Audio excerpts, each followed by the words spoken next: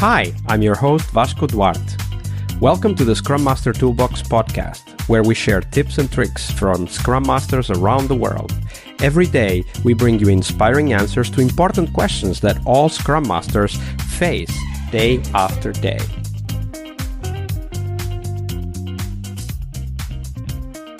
Hello, everybody. Welcome to our Wednesday, the Leading Change episode this week with Aliona Zapanovici. Hey, Aliona, welcome back. Hello, Vasco. So change is, of course, something we have to deal with all the time.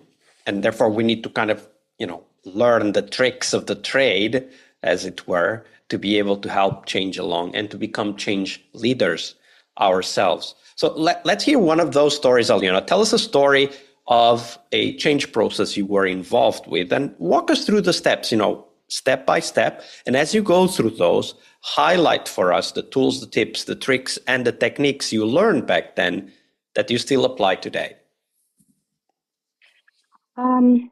It's one of my favorite quotes. Nothing is permanent except change. To me, it's a reminder that change is a constant. And without it, we can't grow or improve. However, what I've learned is that change cannot be forced. When you try to push change, it often meets with huge resistance. And instead of making progress, people spend their energy resisting it. And that effort could actually be used in a more productive ways. One experience that stands out for me was when I was part of a process improvement initiative. And there was a lot of resistance from my team. And at first I thought it was just a natural pushback. But then I realized that I was pushing it too hard. I was trying to enforce the change without fully understanding the team's concerns or involving them in the process. Can you tell us, how did that happen in practice? So I imagine that you had the first few interactions with the team and they say, maybe this is not a good idea, or, it was never done like that, whatever the statement was. And you felt, okay, this is what I expected. So this is kind of normal pushback. But at some point you realize that, okay, this is not about pushing back. This is something else. How did you get to that realization? We can use best practices and we can think that, if it worked somewhere else, maybe it's universal size and one size fits all. And you can just try to force it and to put it upon your team and explain them in different ways how it worked with some other companies, some other products. And that is not necessarily true. If you do this before you discuss with the team and ask them and understand why they act in a certain way, what do they want, how do they want to work, but you immediately start with creating rules yourself without involving them. Well, in this case, the pushback is natural. So when you start creating rules yourself without involving them, so I guess you realize at the point that, wait a minute, what I'm doing is I'm telling them what to do, but I'm not really listening to them, right? So when you got to that kind of realization, how did you then bring them on board? How did you then start involving the team in moving forward? Because at that point, there's already resistance, so it might not be easy for them to step away from that resistance and engage with collaborative change, right? It wasn't easy. It was difficult because I already took the wrong steps, I can say. But I started listening to them and involving them in co-creating the change, the improvements, and together to design the new processes. And it became an opportunity for us to collaborate rather than something that felt forced upon them. And from that point, I've developed a few techniques is to listen first and act later.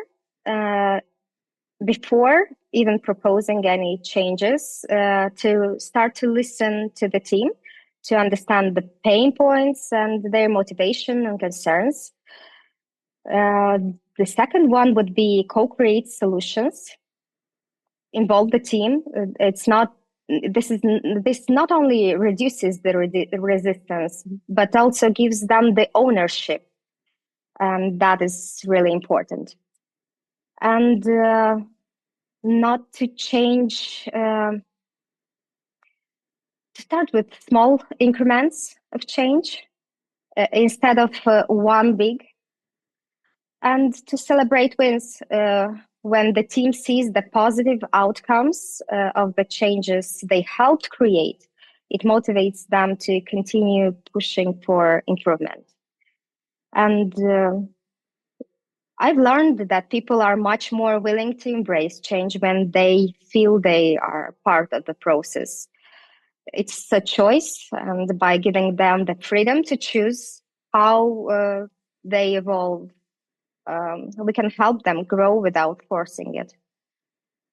One of the things that is really important is to create that space for co-creation of change.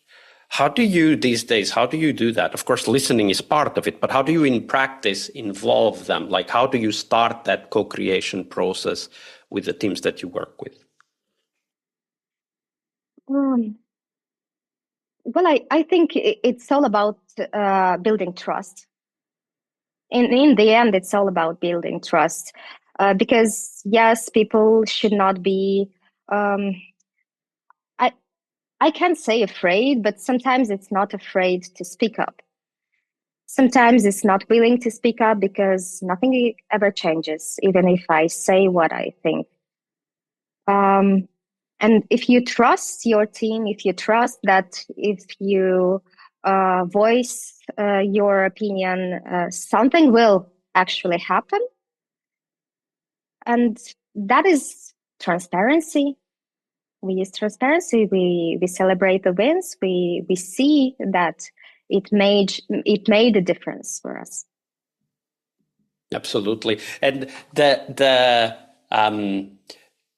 the reward that comes from actually being part of the change, right? Like when people actually participate, when they actually engage. Of course, you need the trust first, as you said, but when they actually participate, when they engage and they see that it's really happening, as we said. And I think that that can be a powerful catalyst for much faster and much more impactful change. So I was thinking, as you were describing that, I mean, we can start with something very small. And the way I usually like to get started is first ask them for a problem they want to solve, and then show them in practice, how do we go about doing that, right? Could be, within a retrospective, of course, that would make sense, but it can be something much simpler, like just, we wanted to talk to the product owner, but the product owner wasn't available. Okay, let's think about how do we involve the product owner, right? Like what are we missing and need? And then how do we reach out to the product owner? Because now I'm also helping the team to help the product owner change. And that's a way in which we can model the behavior that we want the team to take, right? Because then we are part of that change as participants, not as leaders in the change as well. So I really like that approach that you define, kind of start with trust and then bring them along. And then what I would add to that is always start with a problem that they want to solve, even though the long-term change might be something completely different. Thank you for sharing that story, Aliona. Thank you very much. Leading change is one of the core skills we must acquire, but it is only one of the steps towards our success as Scrum Masters. Tomorrow, on Success Thursday, we will talk about how to define success for the Scrum Master role. We'll cover tips on how to measure your way to that position, and most importantly, how to develop that focus on continuous improvement that is as important for Scrum Masters as it is for teams. See you tomorrow. We really hope you liked our show. And if you did, why not rate this podcast on Stitcher or iTunes? Share this podcast and let other Scrum Masters know about this valuable resource for their work. Remember that sharing is caring.